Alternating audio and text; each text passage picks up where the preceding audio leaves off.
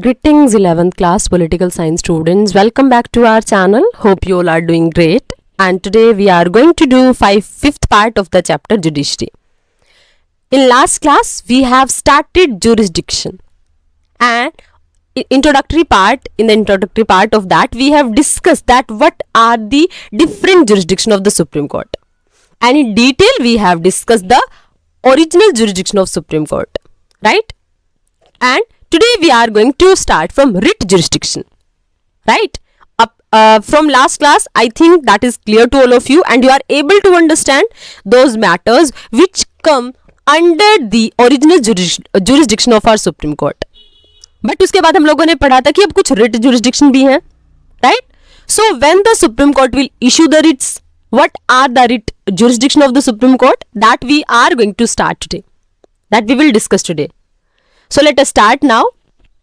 As you have already studied in the chapter on fundamental rights, an individual whose fundamental rights has been violated can directly move to the Supreme Court for remedy.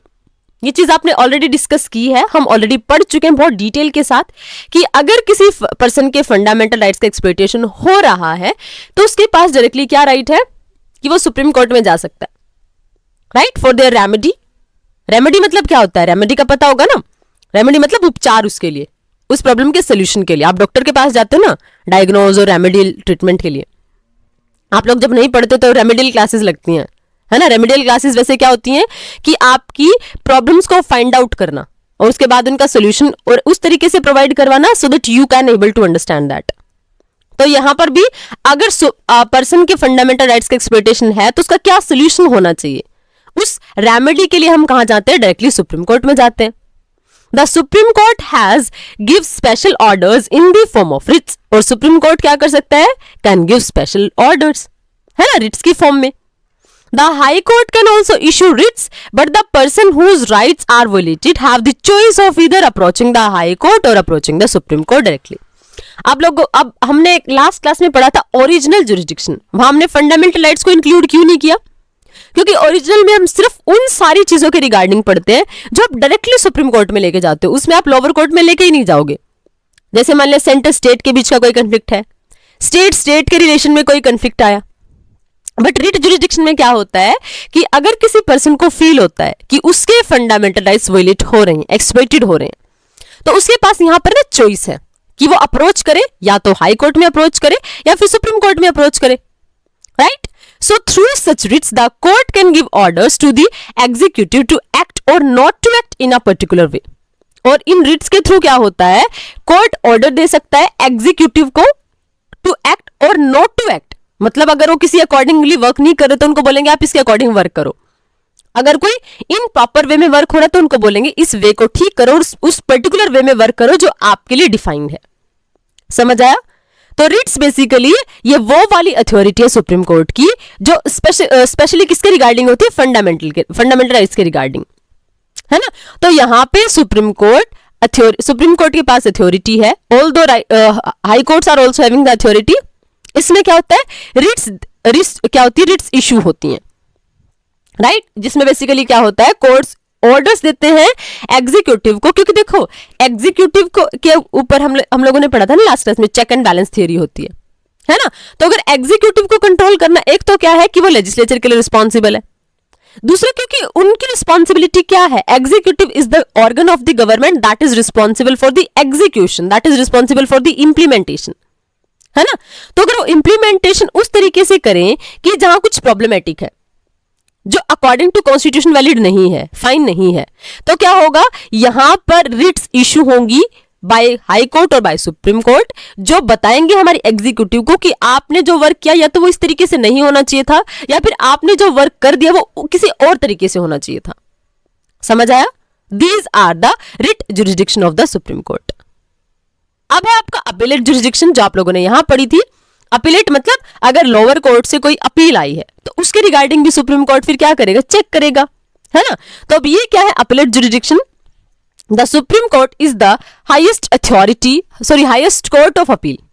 Court के regarding आप क्या कर सकते हो? Highest appeal यहां पे ही करोगे. आपको एग्जीक्यूटिव चैप्टर याद आ रहा है जिसमें हम लोगों ने क्या पढ़ा था? जिसमें हम लोगों ने ये डिस्कस किया था कि अगर कोई पर्सन ना सुप्रीम कोर्ट के भी डिसीजन से हैप्पी नहीं है तो प्रेसिडेंट के पास फाइनल अपील कर सकता है ना। मान लो किसी को पनिशमेंट मिली हुई है, डेथ पेनल्टी मिली हुई है, तो वो पर्सन क्या कर सकता है, फाइनली प्रेसिडेंट के पास जा सकता है। लेकिन जब आप कोर्ट्स की बात करते हो तो वहां पे कोर्ट्स कौन सा कोर्ट है, जो हमारी कंट्री का सुप्रीम कोर्ट है, उसके पास हाईएस्ट अथॉरिटी है। वो हाईएस्ट अथॉरिटी है जहां आप अपील कर सकते हो। A person can appeal to the supreme Court against the decision of the High Court. और आपके पास ये भी राइट है, अथॉरिटी है कि अगर आप हाई कोर्ट के डिसीजन से सेटिस्फाई नहीं हो तो अपील कर दो सुप्रीम कोर्ट में, right. However, High Court must clarify that the case is fit for appeal. लेकिन हाई कोर्ट को क्लैरिफाई करना पड़ेगा। देखो अपील कैसे करनी पड़ेगी, देखो अपीलेट जुरिडिक्शन, यहां पर अपील हो रही है ना। तो आपको अपील के रिगार्डिंग किसी मैटर पे तो आप अपील करोगे ना। मान लिया कोई ऐसा मैटर जो हाई कोर्ट इजीली सोल्व कर सकता है तो उसको आप अपील करोगे ही नहीं सुप्रीम कोर्ट में। मतलब हाई कोर्ट उसके रिगार्डिंग अपील करेंगे ही नहीं सुप्रीम कोर्ट में। क्यों नहीं करेंगे, क्योंकि उनको पता है कि हमारा ये वाला इश्यू यहीं पर सॉल्व हो सकता है, तो इसके लिए हमें सुप्रीम कोर्ट में जाने की जरूरत नहीं है। समझ आया। लेकिन अब क्या है कि जब ऐसा इश्यू होता है कि कोई ऐसा टॉपिक है जिसके रिगार्डिंग अपील होनी चाहिए कहां पर, सुप्रीम कोर्ट में, लेकिन उससे पहले क्या जरूरी है, उससे पहले हाई कोर्ट को एक क्लैरिफाई करना जरूरी है। क्या क्लैरिफाई करना जरूरी है, सर्टिफाई करना जरूरी है। क्लैरिफाई करना जरूरी है, सर्टिफाई करना जरूरी है कि ये जो केस है ना ये फिट है अपील के लिए, किसकी सुप्रीम कोर्ट में अपील हो सकती है, right. That is to say that it involves a serious matter of interpretation of law और द कॉन्स्टिट्यूशन। और क्यों, क्योंकि देखो सुप्रीम कोर्ट में आप कब जाओगे, जब आपको लगता है कि लॉ के अकॉर्डिंग कुछ चीजें नहीं हो रही है, कॉन्स्टिट्यूशन से रिलेटेड कोई ऐसा क्वेश्चन है जो सुलझ नहीं रहा है, मतलब कॉन्स्टिट्यूशन के रिगार्डिंग कोई प्रॉब्लम चल रही है। तो मतलब जब कॉन्स्टिट्यूशन से रिलेटेड कोई ऐसा इश्यू है, क्योंकि देखो कॉन्स्टिट्यूशन की लैंग्वेज दैट इज टिपिकल और यू कैन से लीगल लैंग्वेज, तो जब उस लीगल लैंग्वेज में कुछ टर्म्स लिखी होती है ना तो it is not easy to understand them. और कई बार क्या हो सकता है, कोई ऐसा वर्ड हो सकता है जिसके डबल मीनिंग हो सकते हैं। तो वहां पे उस पर्टिकुलर थिंग में अगर हमारे हाई कोर्ट्स को ये लगे कि वहां पर ना कोई सीरियस मैटर है, किसके regarding, interpretation of the law के रिगार्डिंग, मतलब जहां पे लॉ को इंटरप्रेट करना जरूरी है कि एक्चुअल में कॉन्स्टिट्यूशन में इसके बारे में क्या लिखा है, राइट। तो वहां पे क्या होगा, वहां पे हमारे हाई कोर्ट अपील कर सकते हैं that yes this particular matter should be discussed in the supreme court of our country. समझ आया। मतलब अपीलेट वाले कौन से जुरिडिक्शन है, जहां पर आप देखो, क्योंकि सुप्रीम कोर्ट हाईएस्ट अथॉरिटी है, हाईएस्ट कोर्ट है अपील करने का हमारी कंट्री में in the aspects of the courts. तो वहां पे क्या लगता है, वहां पे पर्सन कब सुप्रीम कोर्ट के, अगर मान ले उस पर्सन को लग रहा है कि है ना सुप्रीम कोर्ट के पास उसको जाना, क्यों जाना है, क्योंकि जो हाई कोर्ट का डिसीजन है वो अगेंस्ट में, वो उससे सेटिस्फाई नहीं है, तो अपील करेगा कहां पर, सुप्रीम कोर्ट में, राइट। लेकिन इसके रिगार्डिंग भी क्या होता है, इसके रिगार्डिंग ये होता है कि हाई कोर्ट को पहले सर्टिफाई करना पड़ेगा। मतलब पर्सन जब अपील करेगा ना सुप्रीम कोर्ट के पास, तो उसमें क्या करना पड़ेगा, हाई कोर्ट को सर्टिफाई करना पड़ेगा दैट यस ये वाला जो केस है ना ये अपील के लिए फिट है। और इसके अलावा इसमें क्यों है, क्योंकि इसमें कोई ऐसा, या फिर ये बोलना पड़ेगा कि इसमें कोई ऐसा मैटर, सीरियस मैटर है जिसमें कॉन्स्टिट्यूशन की इंटरप्रिटेशन रिक्वायर्ड है। हमारी कंट्री के लॉ के रिगार्डिंग, हमारी कंट्री के कॉन्स्टिट्यूशन के रिगार्डिंग कुछ इंटरप्रिटेशन की रिक्वायरमेंट है, और वो इंटरप्रिटेशन करने की अथॉरिटी किसके पास है, सुप्रीम कोर्ट के पास है। इसलिए मैटर की अपील होनी चाहिए कहां पर होनी चाहिए, सुप्रीम कोर्ट में होनी चाहिए। Fine. In addition, in criminal cases, if the lower court has sentenced a person to death, then an appeal can be made to the high court or the supreme courts. अगर क्या है कि किसी मान ले लोअर कोर्ट ने किसी person को बोल दिया डेथ, मतलब डेथ, किसी person is sentence to death, मतलब उसको डेथ की पनिशमेंट मिल गई, उसको फांसी की सजा हो गई, राइट। तो वो पर्सन क्या करेगा, वो अपील करेगा, या तो हाई कोर्ट में करेगा या फिर सुप्रीम कोर्ट में अपील करेगा। Of course, the Supreme Court holds the power to decide whether to admit appeal even when appeal is not allowed by the High Court. और इसके अलावा क्या है, अब देखो हमारी कंट्री के सुप्रीम कोर्ट के पास ये पावर है, क्या पावर है, डिसाइड करने की, क्या डिसाइड करने की, whether to admit appeal, appeal को जो एडमिट करते ना, even when appeal is not allowed by the High Court, मतलब वो तब भी उन अपील्स को एक्सेप्ट कर सकता है जब हाई कोर्ट ने नहीं बोला हो कि ये अलाउड नहीं होनी चाहिए। मतलब जब हाई कोर्ट ने नहीं भी बोला ना तो भी वो कुछ ना कुछ अपील्स को एक्सेप्ट कर सकता है, क्योंकि हमारे वो हमारा सुप्रीम कोर्ट है, तो हमारी जुडिशरी में हाईएस्ट अथॉरिटी है वो, इसीलिए क्या है, हमारे सुप्रीम कोर्ट के पास ये पावर भी है कि वो डिसाइड करे कि एडमिट करनी है अपील को, कि किसी एडमिट को अपील करना है, even when appeal is not allowed by the High Court. और जब कैसी सिचुएशन में, जब उसको लगे कि अपील को अलाउड नहीं किया है हाई कोर्ट ने। समझ आया? तो ऐसी सिचुएशन में भी क्या कर सकता है, सुप्रीम कोर्ट अलाउ कर सकता है, डिसाइड कर सकता है। Appellate jurisdiction means that the supreme court will reconsider the case. अब देखो अपीलेट का मतलब क्या होता है, अपील कर रहे हो, है ना। आप लोगों ने अगर मैच वगैरह देखेंगे वहां पर भी होता है ना, रीचेक वो होता है, एक टाइप से रिव्यू होता है। क्यों होता है रिव्यू? इसलिए तो होता है दोबारा से चेक करें। तो यहां पे भी क्या है, अपील कर दी। अपील क्यों करेगा कोई पर्सन? क्यों? क्योंकि उसको लगेगा कि उसके साथ प्रॉपर जस्टिस नहीं हुआ है, और प्रॉपर जस्टिस नहीं हुआ है तो अब फिर सुप्रीम कोर्ट क्या देखेगा कि क्या एक्चुअल में कुछ प्रॉब्लम थी, क्या एक्चुअल में कोई ऐसा इशू था जो मतलब जुडिशरी ने प्रॉपरली चेक नहीं किया, हाई कोर्ट ने प्रॉपरली चेक नहीं किया, लोअर कोर्ट ने चेक नहीं किया। तो अपीलेट में क्या करता है, हमारी कंट्री का सुप्रीम कोर्ट रिकंसीडर करता है, दोबारा से चेक करेगा केस को, and the legal issue involve in it, कि उसमें कौन सा लीगल इशू इन्वॉल्व था। If the court thinks that the law of the constitution has a different meaning from what the lower courts understood, then the Supreme Court will change the ruling and along with that also give the new interpretation of the provision involved. और अगर फिर उस पूरे के पूरे case को दोबारा से रीचेक करने के बाद, उसको दोबारा से प्रॉपरली अंडरस्टैंड करने के बाद, अगर हमारे सुप्रीम कोर्ट को लगे कि जो हमारे लोअर कोर्ट्स ने जो मीनिंग निकाला है ना अपनी अंडरस्टैंडिंग के बिहाफ पे, वो सेपरेट है, ऐसा कॉन्स्टिट्यूशन की एक्सप्लेनेशन के अकॉर्डिंग नहीं निकलना चाहिए, तो क्या करेगा फिर सुप्रीम कोर्ट उस रूलिंग को चेंज करेगा, और उसके अलावा क्या करेगा, वो नई इंटरप्रिटेशन भी दे सकता है कि यहां ना ये होना चाहिए था।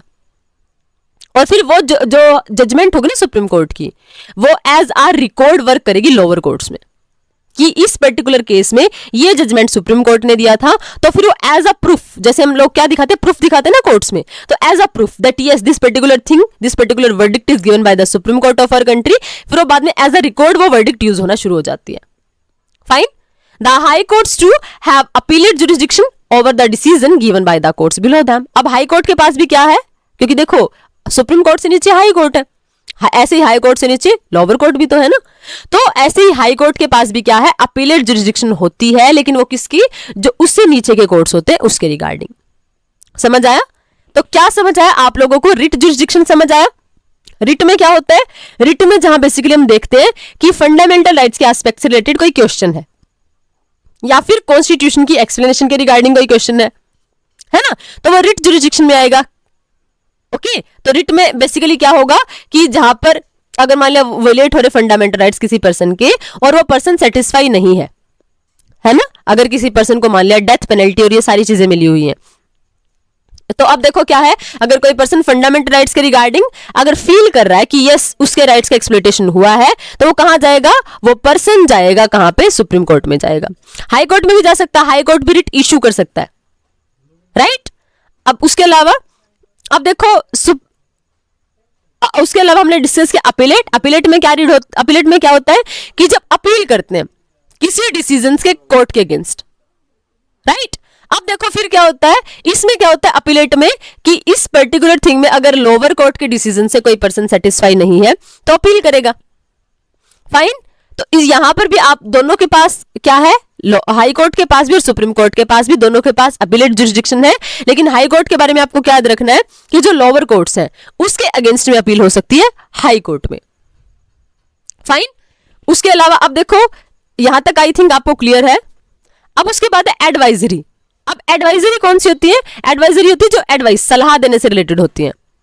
मतलब सलाह देने से पढ़ा था ना कि जब हमारी कंट्री का प्रेसिडेंट ये सोचे कि किसी मैटर पे ना हमें सुप्रीम कोर्ट की एडवाइस की रिक्वायरमेंट है, तो वहां पे क्या होती है, advisory jurisdiction of the supreme court. In addition to original and appellate jurisdiction, the supreme court of India possesses advisory jurisdiction also. इसके अलावा पोजेस करता है हमारी कंट्री का सुप्रीम कोर्ट एडवाइजरी जुरिसडिक्शन भी, उसके पास कुछ एडवाइजरी पावर्स भी हैं। This means that the President of India can refer any matter that is of public importance। मतलब अब देखो हमारे प्रेसिडेंट को अगर लगे कि कोई ना पब्लिक इंपॉर्टेंस का मैटर है और उसके रिलेटेड कुछ चीजें ऐसी जहां पर लीगल कोई क्वेश्चन है ना, वो कहीं ना कहीं सोल्व नहीं हो रहा है, तो वहां पे क्या होता है, यहाँ पे हमारी कंट्री का प्रेसिडेंट किसी मैटर को रेफर कर सकता है अगर उसको लगे कि वो पब्लिक इंपॉर्टेंस का मैटर है और इसमें इंटरप्रिटेशन, कॉन्स्टिट्यूशन को एक्सप्लेन करने से रिलेटेड कोई क्वेश्चन है, वो उलझा हुआ है, तो वहां पे क्या करेगा, हमारी कंट्री का प्रेसिडेंट एडवाइस ले सकता है। समझ आया? मतलब हमारी कंट्री के प्रेसिडेंट क्या करेंगे, हमारे सुप्रीम कोर्ट से एडवाइस के लिए कुछ बोल सकते हैं, और हमारे सुप्रीम कोर्ट के पास क्या है, एडवाइजरी जुरिसडिक्शन है। However the supreme court is not bound. अब याद रखना, हमारा सुप्रीम कोर्ट बाउंड नहीं है, मतलब आप ये नहीं बोलोगे कि आपको हमें एडवाइस देनी पड़ेगी, राइट? और उसके अलावा हमारे जो प्रेसिडेंट है is also not bound to accept such an advice. तो दोनों चीजों में आपको क्या याद रखना है कि अगर एडवाइस, देखो सबसे पहले तो एडवाइस का बेस आपको क्लियर होना चाहिए। एडवाइस का बेस क्या है, जब हमारे प्रेसिडेंट को लगता है कि कोई ना कोई ऐसा मैटर है जिसकी एक्सप्लेनेशन रिक्वायर्ड है, जिसकी इंटरप्रिटेशन रिक्वायर्ड है, जिसमें कॉन्स्टिट्यूशन से रिलेटेड कोई ऐसा क्वेश्चन है जिसको एक्सप्लेन करना, इंटरप्रेट करना और उसमें जुडिशरी का इंटरफेयर रिक्वायर्ड है, तो उन मैटर्स के रिगार्डिंग क्या करेगा, उस मैटर के रिगार्डिंग हमारी कंट्री का प्रेसिडेंट एडवाइस मांग सकता है हमारी कंट्री के सुप्रीम कोर्ट से, और ये सुप्रीम कोर्ट के एडवाइजरी जुरिसडिक्शन में काउंट होगा। लेकिन एक चीज आपको क्या याद रखनी है कि जब भी एडवाइजरी जुरिसडिक्शन होगी, एडवाइस मांगेगा हमारी कंट्री का प्रेसिडेंट, तो हमारा सुप्रीम कोर्ट बाउंड नहीं है, मतलब उसकी मर्जी है सुप्रीम कोर्ट की कि वो एडवाइस दे या ना दे। लेकिन ऑन द सेम ट्रैक क्या है, एडवाइस अगर मान लिया सुप्रीम कोर्ट ने दे दी तो हमारे प्रेसिडेंट भी बाउंड नहीं है उस चीज को मानने के लिए, उस एडवाइस को मानने के लिए। समझ आया? तो you can say both are free independent, you can say, ना तो सुप्रीम कोर्ट एडवाइस देने के लिए बाउंड है और ना ही प्रेसिडेंट उस एडवाइस के अकॉर्डिंग वर्क करने के लिए बाउंड है। समझ आया? अब आपके दिमाग में क्वेश्चन आना चाहिए, फिर ऐसी यूटिलिटी क्या है? क्योंकि अगर देखो हमने क्या पढ़ा कि मान लो सुप्रीम कोर्ट ने मना कर दिया प्रेसिडेंट को कि एडवाइस मैं दे ही नहीं रहा भाई, इस मैटर पे मेरे को एडवाइस नहीं देनी, राइट? और अगर मान लिया प्रेसिडेंट ने बोला कि सुप्रीम कोर्ट की एडवाइस के अकॉर्डिंग मेरे को वर्क नहीं करना, तो फिर इन एडवाइस का वर्क क्या होता है? तो अब देखो, what then is the utility of the advisory powers of the supreme Court? फिर इनका बेनिफिट क्या है? The utility is two fold. क्या? In the first place it allows the government to seek legal opinion on a matter of importance before taking action on it. समझ आया? ये सबसे important है। मान लो उन्होंने कोई एक्शन लेना है, गवर्नमेंट ने कोई एक्शन लेना है, तो गवर्नमेंट क्या चेक करेगी कि इस पर्टिकुलर एक्शन के रिगार्डिंग ना कुछ लीगल एस्पेक्ट्स भी हो सकते हैं जो हमारे माइंड में होने चाहिए। क्योंकि अगर देखो, फिर अगर कोई अनकॉन्स्टिट्यूशनल वर्क कर दिया तो फिर जुडिशरी के पास पावर है उसको इनवैलिड डिक्लेयर करने की, जुडिशियल रिव्यू में हम लोग पढ़ते हैं, राइट? तो अगर मान लिया हमारी गवर्नमेंट कोई भी एक्शन लेगी तो पहले ये चेक करेगी कि इसके लीगल कॉन्सिक्वेंसेस क्या क्या हो सकते हैं, और उन लीगल कॉन्सिक्वेंसेस के बिहाफ पे कौन सा एक्शन हमारे अगेंस्ट लिया जा सकता है। तो मतलब वो क्या करेंगे, किसी भी एक्शंस को करने से पहले, किसी भी एक्शन को किसी भी वर्क के एक्शन में आने से पहले वो क्या चेक करेंगे कि इस पर्टिकुलर एक्शन के रिगार्डिंग कौन कौन सा लीगल मैटर, कौन कौन सा लीगल ओपिनियन इससे कनेक्टेड हो सकता है। और इसलिए वो सोचेंगे कि अगर हमें कोई भी डिसीजन देना है तो पहले हमें चेक करना पड़ेगा कि उसमें कौन सा लीगल ओपिनियन इंक्लूडेड है, वरना फिर बाद में उनको प्रॉब्लम फेस करनी पड़ती है। देखो, ये अच्छी बात भी है कि हमारी जो कंट्री की गवर्नमेंट है वो कहीं ना कहीं ज्यादा रिस्पॉन्सिबल हो जाएगी, वो फिर ऑल राउंड वे में सारे के सारे डिसीजंस को चेक करना शुरू करती है। क्योंकि देखो, अगर लेजिस्लेचर भी लॉ बनाएगी तो लेजिस्लेचर को भी क्या पता है कि अगर ऐसा लॉ बनाना जो कॉन्स्टिट्यूशन के अकॉर्डिंग नहीं है तो उसको इनवैलिड डिक्लेयर कर देगी हमारी जुडिशरी। तो क्या करेंगे, पहले वो उस पर्टिकुलर थिंग के रिगार्डिंग उस लीगल प्रोविजन को चेक करने की कोशिश करेंगे ना। ये बेनिफिट हो गया, समझ आया? On the same manner, in the same manner executive भी क्या करेगी, जो उसको इंटरप्रेट करना है, जो उसको एग्जीक्यूट करना है, वो भी चेक करेगी कि क्या अगर हम इस पर्टिकुलर एक्ट को अगर इंप्लीमेंट करें तो क्या इससे रिलेटेड कोई लीगल प्रॉब्लम्स हो सकती है कंट्री में, राइट? तो लीगल ओपिनियन को कंसीडर करना बहुत इंपॉर्टेंट है और ये हमारी गवर्नमेंट को समझ आ जाता है। ये इंपॉर्टेंस है, किस चीज का इंपॉर्टेंस है? एडवाइजरी पावर्स का। मतलब उनके ऊपर कहीं ना कहीं चेक रहता है, कंट्रोल रहता है, राइट? उसके अलावा दिस में प्रिवेंट अननेसेसरी लिटिगेशंस रेट। और इसके अलावा लिटिगेशंस क्या होती है, जो मान लो सुप्रीम कोर्ट में जाते हैं ना, आपने वर्ड सुना होगा याचिका, जनहित याचिका, public interest litigation, PIL word आप लोगों ने सुना होगा। तो क्या होता है, ये अननेसेसरी लिटिगेशंस को भी रोक सकती है, राइट? क्योंकि देखो, अगर देखो, अब मान लिया गवर्नमेंट ने कोई एक्शन ले लिया और उसमें कोई लीगल वर्क था ऐसा जो नहीं होना चाहिए था, तो फिर लोग क्या करेंगे, फिर लोग जाएंगे ना जुडिशरी के पास, क्योंकि फाइनल अथॉरिटी हमारे पास फिर यही है, फाइनल पाथ हमारे पास है कि हम जुडिशरी की शेल्टर में चले जाएंगे। लेकिन अगर पहले ही हमारी जुडिशरी को पता, हमारी लेजिस्लेचर को पता है, एग्जीक्यूटिव को पता है कि उनके एक्शंस के ऊपर कोई चेक करने वाला है ना, तो पहले ही उस पर्टिकुलर सारी की सारी चीजों के लीगल एस्पेक्ट्स को चेक कर लेंगे ना, तो अननेसेसरी लिटिगेशंस आएंगे ही नहीं। समझ आया? मतलब अननेसेसरी बर्डन भी जनरेट नहीं होगा जुडिशरी के ऊपर। और सेकेंडली क्या होगा, secondly in the light of the advice of supreme court the government can make suitable changes in its action और लेजिस्लेशंस। इसके अलावा हमारी जुडिशरी क्या कर सकती है, सुप्रीम कोर्ट क्या कर सकता है, उनकी एडवाइस के बिहाफ पे कुछ सुटेबल चेंजेस कर सकते हैं उनके एक्शंस में, उनके लेजिस्लेशंस में। मतलब अगर वो कोई लॉ बनाए तो पहले देख सकते हैं कि जो हमारी जुडिशरी है ना, सुप्रीम कोर्ट है, उसने ये पर्टिकुलर केस में ना ऐसा बोला था, तो फिर वो क्या करेंगे, जब भी लॉ बनाएंगे तो उससे पहले वो सारे के सारे जो नेगेटिव एस्पेक्ट है वो उस पर्टिकुलर एक्ट से हटा देंगे। ये हो जाएगा उसका बेनिफिट। समझ आया आपको? आई थिंक क्लियर है। तो ये आपकी कौन सी वाली थी? आपकी एडवाइजरी थी। एडवाइजरी में क्या याद रखना आपको? एडवाइजरी में बेसिकली हमारी कंट्री का जो प्रेसिडेंट है, क्योंकि वो हमारी कंट्री के हेड ऑफ द स्टेट होते हैं, है ना, तो उनके पास अगर उनको लगता है कि कोई कॉन्स्टिट्यूशन से रिलेटेड, इंटरप्रिटेशन से रिगार्डिंग, और हमारी कंट्री में जो पीपल है, पब्लिक इंपॉर्टेंस है, उससे रिलेटेड कोई ऐसा मैटर है जिस पर हमें कॉन्स्टिट्यूशनल इंटरप्रिटेशन की रिक्वायरमेंट है, तो उसमें क्या करेंगे, हमारी कंट्री का जो प्रेसिडेंट होगा, प्रेसिडेंट होगी, वो क्या करेंगे, सुप्रीम कोर्ट से एडवाइस मांग सकता है। लेकिन एक चीज आपको दिमाग में रखनी है कि सुप्रीम कोर्ट एडवाइस देने के लिए बाउंड नहीं है और हमारी कंट्री का प्रेसिडेंट उस एडवाइस को मानने के लिए बाउंड नहीं है। समझ आया? लेकिन फिर आपने पढ़ा, फिर क्वेश्चन क्या राइज हुआ कि फिर इसकी यूटिलिटी क्या है, जब दोनों में से कोई भी बाउंड है ही नहीं। तो फिर यूटिलिटी ये है कि एक तो ये गवर्नमेंट के ऊपर एक टाइप से चेक लगा देता है, कंट्रोल लगा देता है, कि क्योंकि वो फिर कोई भी लॉ बनाने से पहले चेक करेंगे कि उस पर्टिकुलर बिल के, उस पर्टिकुलर एक्ट के लीगल कॉन्सिक्वेंसेस क्या क्या हो सकते हैं, क्योंकि उनको पता है कि अगर उन्होंने कुछ भी गलत किया तो फिर हमारी कंट्री की जुडिशरी बैठी है उसको चेक करने के लिए। समझ आया?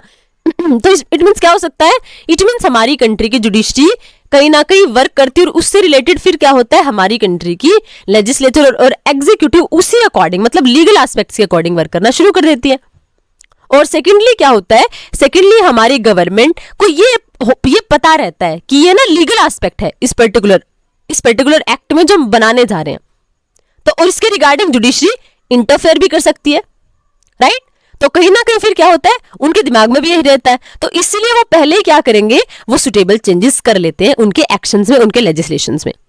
तो कहीं ना कहीं क्या करते हैं, हमारी जुडिशरी के बर्डन को भी डिक्रीज कर देता है और हमारी जो लॉज बनेंगे ना उनको भी एरर फ्री बनाएगा, मिस्टेक फ्री बनाएगा, जिसमें एटलीस्ट कॉन्स्टिट्यूशन के रिगार्डिंग कोई ऐसी एलिगेशंस नहीं होंगे कि उसको लेकर आपको बार बार सुप्रीम कोर्ट में जाना पड़े। फाइन। अब देखो आर्टिकल 137 क्या बोलता है, the supreme court shall have power to review any judgment pronounced और ऑर्डर मेड बाय इट। अब इसी को देखो क्या बोलते हैं, जुडिशियल रिव्यू। इस टर्म को बोला जाता है जुडिशियल रिव्यू।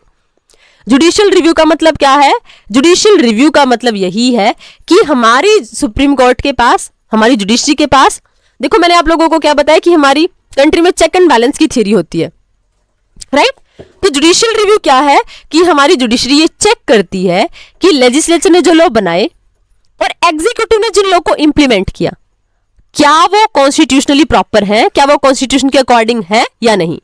अगर वो कॉन्स्टिट्यूशन के अकॉर्डिंग है then well and good, then fine. But अगर वो कॉन्स्टिट्यूशन के अकॉर्डिंग नहीं है तो हमारी जुडिशरी के पास अथॉरिटी है उन लॉज को इनवैलिड डिक्लेयर करने की on the behalf of the constitution of our country, और इसी को बोलते हैं judicial review. So it is the power of the judiciary of our country to check any law which is made by legislature and what is passed by executive, it is according to the constitution or not, and if it is not according to the constitution then judiciary is having the power to dismiss it, to declare it invalid. ये है judicial review. This is article 137, right? उसके अलावा article 144, 144 ये क्या है, all authorities civil and judicial in the territory of India shall act in aid of Supreme Court. मतलब ये supreme court की कौन सी पावर है कि चाहे वो कोई भी अथॉरिटी है, सिविल है, जुडिशियल है, चाहे वो कोई भी हमारी कंट्री की जो टेरिटरी में कहीं भी है, वो क्या करेंगी, they will provide help to the supreme court. Fine. मतलब यहाँ पे क्या है कि सुप्रीम कोर्ट की के रिगार्डिंग सभी क्या करते हैं, हेल्प करते हैं। Isn't that funny? अब यहाँ पे देखो क्या पूछा गया, isn't that funny that giving advice is optional and accepting that advice is also optional. I thought that the court gave decisions that were binding. मतलब आपके हम सबके दिमाग में यही होता है ना कि जो कोर्ट ने जो एक बार बोल दे वो बाइंडिंग है, मतलब वो मानना ही मानना पड़ेगा वो डिसीजन। बट ऐसा नहीं होता है, एडवाइस देने के लिए सुप्रीम कोर्ट बाइंड नहीं है, बाउंड नहीं है, और उस एडवाइस के अकॉर्डिंग वर्क करने के लिए हमारी कंट्री के प्रेसिडेंट भी बाउंड नहीं है। फाइन। अब इसके बाद फिर क्या आ जाता है, read the article quoted above. Those article help to understand the unified nature of our judiciary. और ये देखो ये क्या बताता है, यूनिफाइड, राइट? यूनिफाइड यही तो होगा ना कि यूनिफाइड स्ट्रक्चर हो गया एक टाइप से। क्या, कौन से वाला? देखो ये आर्टिकल 144 आपको बता रहा है कि सारे के सारे जो हमारी अथॉरिटीज होंगी, चाहे वो सिविल हैं, जुडिशियल हैं, जितनी भी है हमारी कंट्री की टेरिटरी के अंदर, वो कैसे वर्क करेंगी? वो वर्क करेंगी in the aid of the supreme court. Aid मतलब हेल्प प्रोवाइड करवाएंगे हमारी कंट्री के सुप्रीम कोर्ट को। जैसे आप लोगों ने इलेक्शन कमीशन नहीं पढ़ा था कि इलेक्शन के टाइम पे क्या होता है, सारे के सारे जितने गवर्नमेंट ऑफिशियल्स हैं they work as the people, और you can say as the member of the Election Commission of our country.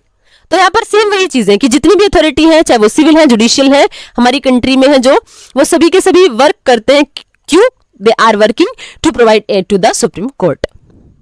अब ये आपको ये स्ट्रक्चर क्या बताती है, ये आपको अंडरस्टैंड कराती है कि हमारी कंट्री में जो स्ट्रक्चर है ना, नेचर है जुडिशरी का, वो कैसा यूनिफाइड है, right?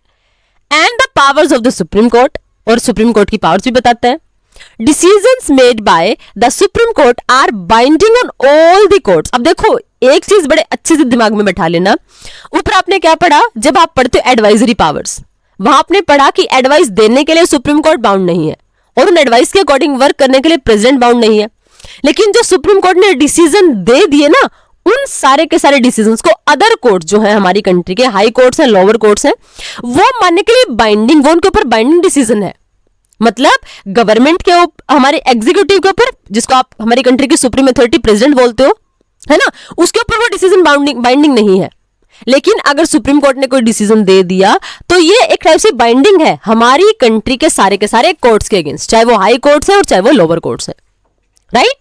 As I already told you ना कि सुप्रीम कोर्ट ने जो डिसीजन दे दिया फिर उसको एज अ एविडेंस यूज किया जाता है, क्योंकि सुप्रीम कोर्ट ने ना इस पर्टिकुलर केस में ये वर्डिक्ट दी थी, ये जजमेंट दी थी, तो ये क्या होगा, एप्लीकेबल होगी, उसके बिहाफ पे उसको एज अ प्रूफ कंसीडर किया जाता है हमारी सारे के सारे कोर्ट्स में। Orders pass by it are enforceable throughout the length and breadth of the country. मतलब हमारी पूरी एंटायर कंट्री में जो सुप्रीम कोर्ट ने ऑर्डर पास कर दिया ना, वो क्या होगा, वो इन्फोर्सेबल होगा, उसको इंप्लीमेंट किया जाएगा हमारी पूरी की पूरी कंट्री में। एज आई टोल्ड यू कि एविडेंस की तरह वर्क करेगा। The supreme court itself is not bound by it's decision and can at any time review it. अब देखो एक सबसे बड़ी बात जो हमारी जुडिशरी की है, रिव्यू की पावर होती है ना, तो रिव्यू, जुडिशियल रिव्यू जो मैंने आप लोगों को बताया, रिव्यू का मतलब ये नहीं कि हमारी जुडिशरी सिर्फ औरों के डिसीजंस को रिव्यू करेगी, समझ आया? मतलब जुडिशरी सिर्फ लेजिस्लेचर के एक्शंस को या फिर एग्जीक्यूटिव ने जिन लॉज को इंप्लीमेंट कर दिया उनको चेक नहीं करेगी सिर्फ, बल्कि क्या कर सकती है, वो अपने डिसीजंस को भी चेक कर सकती है। क्योंकि देखो टाइम टू टाइम क्या हो सकता है, कई सारे चेंजेस हो सकते हैं, और हमारा कॉन्स्टिट्यूशन इसलिए लिविंग डॉक्यूमेंट है क्योंकि आज तक भी इसमें नीड्स के अकॉर्डिंग चेंजेस होते आए हैं। तो हमारी जुडिशरी क्या करती है, हमारी जुडिशरी यही करती है कि मान लिया अगर कोई केस मान लिया आया, उसने कोई डिसीजन ले लिया, लेकिन अगर फिर से कोई ऐसा कन्फ्लिक्ट आ गया जिससे हमारे जुडिशरी को लगता है कि नहीं ये कोई क्वेश्चन है ऐसा जो हमारे कॉन्स्टिट्यूशन के रिगार्डिंग कुछ प्रॉब्लम क्रिएट कर सकता है, कॉन्स्टिट्यूशन की स्पिरिट के अकॉर्डिंग नहीं है, तो वो सिर्फ लेजिस्लेचर और एग्जीक्यूटिव के डिसीजंस को ही रिव्यू नहीं करेगी बल्कि खुद के डिसीजन को भी रिव्यू करेगी। ऐसा हुआ भी होगा, आप लोग जब पढ़ोगे कि हमारी कंट्री में गोलकनाथ केस हुआ था, केशवानंद भारती केस आप लोगों ने सुना होगा, बहुत पॉपुलर केस है, राइट, जिसमें हमारी कंट्री के जुडिशरी ने अपने ही जजमेंट को रिव्यू किया था। समझ आया? तो मतलब यहां तक आपको क्या समझना है कि हमारी जुडिशरी सिर्फ और ऑर्गन्स के डिसीजंस को चेक नहीं करेगी, रिव्यू नहीं करेगी, बल्कि वो खुद के डिसीजंस को भी रिव्यू करेगी। Besides it, there is a case of contempt of Supreme Court, then the Supreme Court itself decides such a case. और अगर कई बार लगता है ना कि कोई एक केस है जिसमें सुप्रीम कोर्ट की कंटेम्प्ट हुई है, मतलब सुप्रीम कोर्ट की अवमानना हुई है, सुप्रीम कोर्ट के डिसीजन को नहीं माना गया, तो सुप्रीम कोर्ट डिसाइड करता है ऐसे सच केसेस को, मतलब ऐसे केसेस में क्या होना चाहिए, राइट? आई होप यहां तक समझ आया आप लोगों को। अब क्लियर? अब देखो यहाँ पे क्वेश्चन आपके दिमाग में आना चाहिए, why the supreme Court allowed to change its own ruling? It is because court can also make mistakes. समझ आया? It is possible that the same जज is part of the bench that revise the ruling and was also on the bench that give the ruling in the first place. अब देखो कई बार क्या हो सकता है, हम लोगों ने जो जजमेंट ले ली तो ये हम लोग ये मान के चलते कि ह्यूमन इज ट्रूअर, है ना, मतलब ह्यूमन इंसान जो ह्यूमन बींग्स होते हैं मतलब गलतियों का पुतला होते हैं, इसलिए मिस्टेक्स हो सकती हैं और उन मिस्टेक्स को अमेंड किया जाना जरूरी है. और वो जरूरी है इसीलिए हमने क्या किया है, इसीलिए हमने सुप्रीम कोर्ट को भी हमारे कॉन्स्टिट्यूशन ने अथॉरिटी दी है कि वो अपने भी डिसीजन को चेक करे कि वो सही है या नहीं. और अगर उनको लगे कि उनके डिसीजन में भी कुछ प्रॉब्लम्स हैं, उनके डिसीजन भी कॉन्स्टिट्यूशन के अकॉर्डिंग नहीं है, तो उनको भी क्या कर सकते हैं, रिव्यू कर सकते हैं, दोबारा से चेक कर सकता है. समझ आया?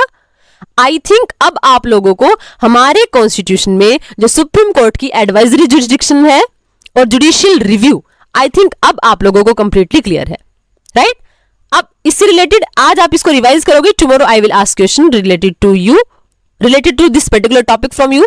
Okay, already exercise part is given to you. Okay, I hope the writs which we have studied today, क्या क्या पढ़ा आज हम लोगों ने? आज हम लोगों ने स्टडी किया रिट जुरिसडिक्शन, अपीलेट जुरिसडिक्शन जिसमें आप अपील करोगे डिसीजंस के अगेंस्ट में, किसी लोअर कोर्ट के अगेंस्ट में, और advisory jurisdiction along with judicial review. I hope यहां तक आपको हर एक टर्म, हर एक वर्ड कंप्लीटली क्लियर है. But if you are having any kind of doubts and queries, you can ask your doubts in comment section. In next video, we will discuss further powers and what is the structure of judiciary in our country, that we will discuss. We will meet in next video. Till then, keep revising, keep learning, try to understand everything and stay connected definitely. Thank you. Thanks a lot.